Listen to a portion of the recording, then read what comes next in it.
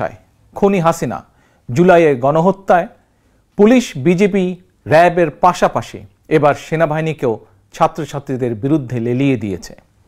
গণহত্যাকারী খুনি শেখ হাসিনাকে বাঁচাতে সেনাবাহিনী এখন নিজ দেশের জনগণের বিরুদ্ধে গোলাগুলি করছে আর শত্রুর সঙ্গে করছে গলাগলি। সেনা পরিবারের একজন সদস্য হিসেবে আমি সেনাবাহিনীর কর্মকর্তা এবং সদস্যদেরকে স্মরণ করিয়ে দিয়ে বলতে চাই, খুনি হাসিনার পৃষ্ঠপোষকতায় 2009 সালে বিডিআর পিলখানায় সেনা হত্যাযজ্ঞ চালিয়ে 57 জন সেনা কর্মকর্তাকে নির্মমভাবে হত্যা করা হয়েছিল। সেদিন নিজের সহকর্মীদের রক্ষা করতে আপনারা চূড়ান্তভাবে হয়েছিলেন ব্যর্থ, অথচ এখন সন্তান সমতুল্য ছাত্রছাত্রীদের বুকে গুলি চালিয়ে নিজেদের বীরত্ব জাহির করছেন। আপনারা বীরত্ব দেখাতে চাইলে অরক্ষিত সীমান্তে যান। জনগণ মনে করে দাবিদারি করতে করতে আপনারা নিজেদের স্বাধীনতা, সম্মান, সাহস এবং আত্মমর্যাদা হারিয়ে ফেলেছেন। সেনাবাহিনীকে বলবো, মিয়ানমারের সেনাবাহিনীর মতন নিজ দেশের জনগণের সঙ্গে যুদ্ধে লিপ্ত হবেন না। এতে কোনো বাহাদুরি নেই। অবিলম্বে ব্যারাকে ফিরে যান। প্রিয় দেশবাসী, ভাই ও বোনেরা, খুনি হাসিনাকে পদত্যাগে বাধ্য করতে জাতীয় ঐক্যের কোনোই বিকল্প নেই।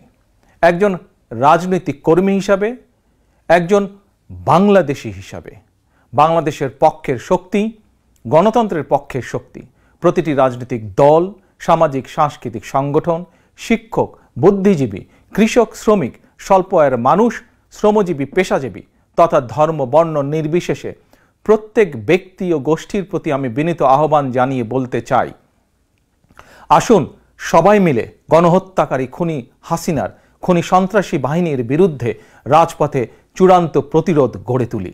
যার যা কিছু আছে তাই নিয়ে ছাত্র জনতার বৃহত্তর এই ঐক্যের আন্দোলনকে আমরা সফল করি। খুনি হাসিনাকে বিদায় করি, বাংলাদেশকে স্বাধীন করি আমরা। প্রিয় দেশবাসী, ভাই ও বোনেরা, তারুণ্যের শক্তি জেগে উঠেছে।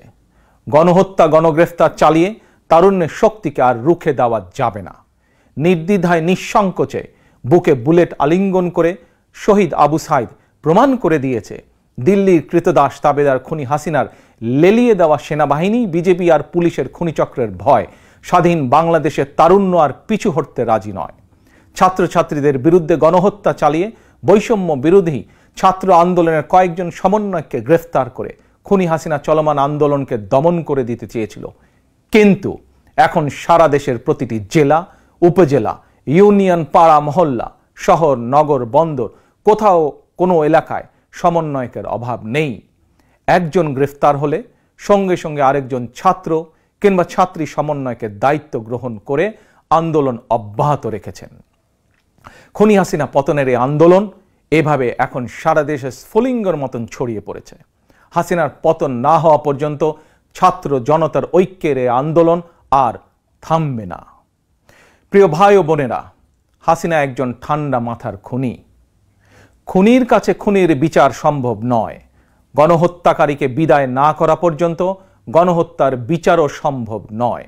সুতরাং ছাত্রছাত্রী হত্যার সুষ্ঠু এবং নিরপেক্ষ বিচার নিশ্চিত করতে হলে, গণহত্যায় মারাত্মকভাবে আহতদের সুচিকিৎসার ব্যবস্থা নিশ্চিত করতে হলে এবং আন্দোলনকারী সকল ছাত্রছাত্রী শিক্ষার্থীর ভবিষ্যৎ নিরাপত্তা নিশ্চিত করতে হলে, শহীদের স্বপ্নের বৈষম্যহীন বাংলাদেশ গড়তে হলে গণহত্যাকারী মাফিয়া খুনি হাসিনাকে ক্ষমতা থেকে বিদায় করতেই হবে। প্রিয় অভিভাবক এবং সকল বিরোধী রাজনৈতিক সহকর্মীবৃন্দ, গত 15 বছর ধরে খুনি হাসিনা আমাদের অসংখ্য সহকর্মীদেরকে গুম, খুন, হত্যা, অপহরণ করেছে। আর এখন রাজপথে আমাদের সন্তানদের পাখির মতন গুলি করে হত্যা করছে।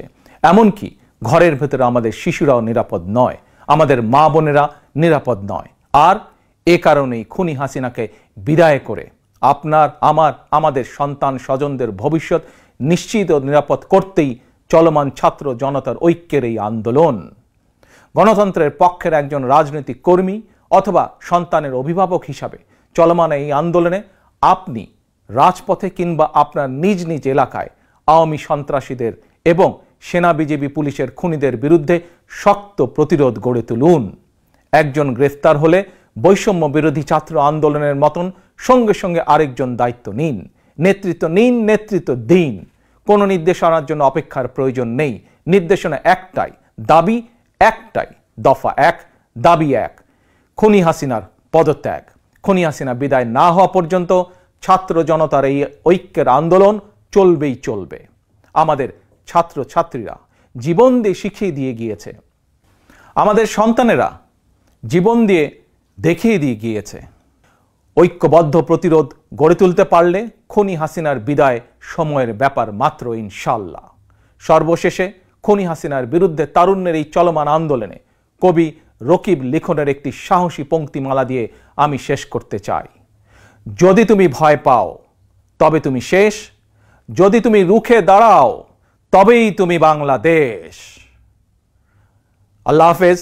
বাংলাদেশ জিন্দাবাদ, বাংলাদেশ জাতীয়তাবাদী দল জিন্দাবাদ।